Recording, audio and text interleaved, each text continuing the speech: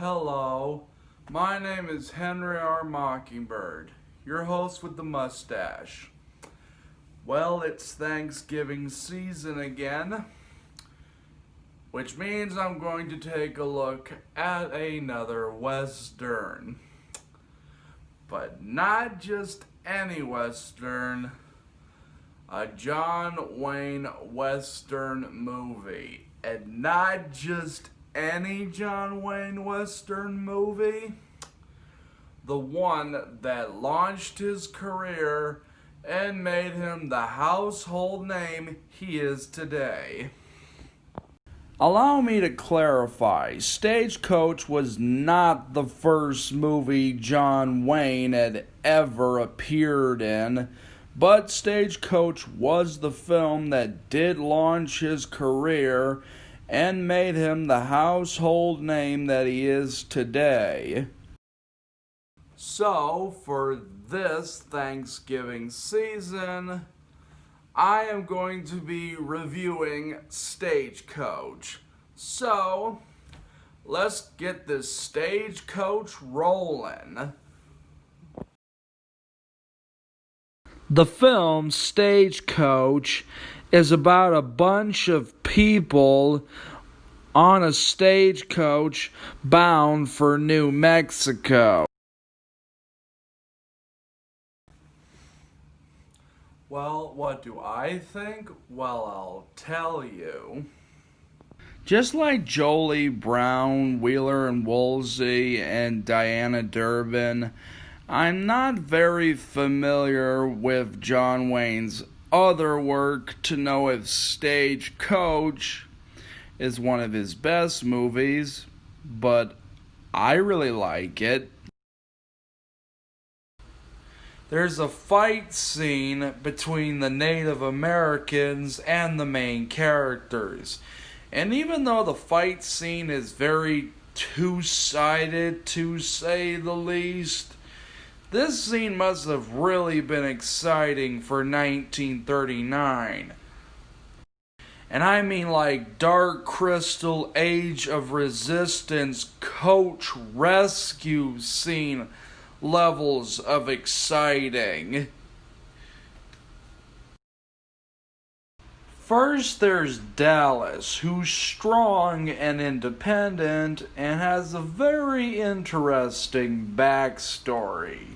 She's played by Claire Trevor, who was also in Key Lingo, starring Humphrey Bogart and Edward G. Robinson. And then there's Peacock, played by Thomas Mink. You might remember him from my State Fair review.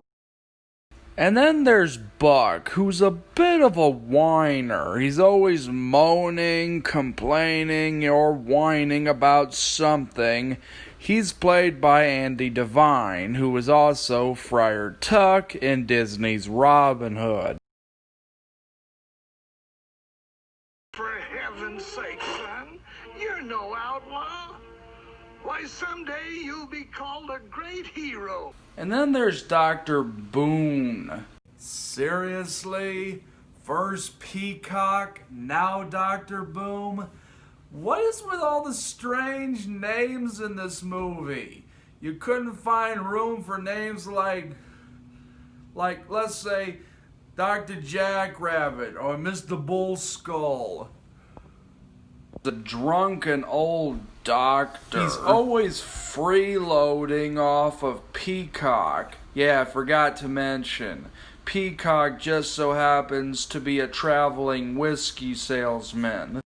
He does get a chance to redeem himself when Haddonfield scolds him during an emergency and says, "Fine doctor you are.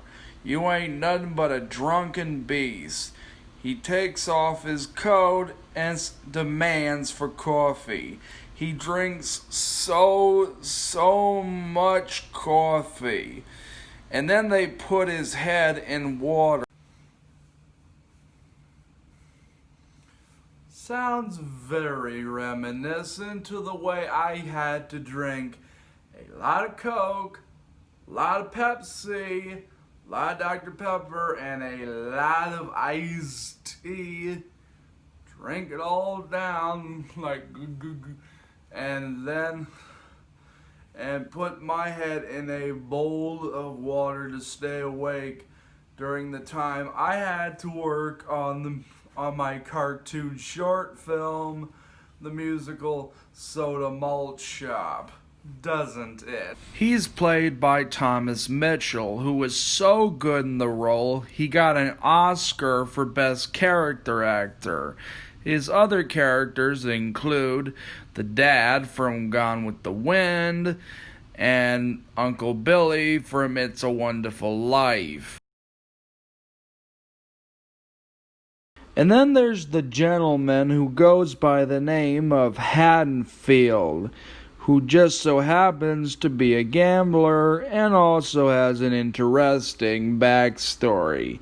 He's played by John Carradine, who was also in The Grapes of Wrath, 10 Commandments, House of Frankenstein, House of Dracula, and Secret of Nim. There is a way. Go to the rats.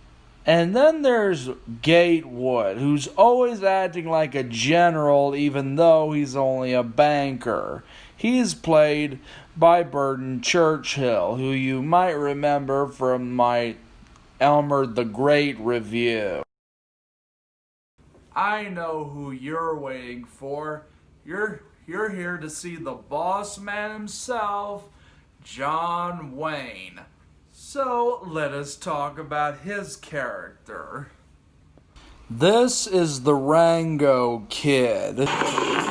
Who exactly are you? Name's Rango. What is this? That there's Rango. He ain't afraid of none of you. Is that right?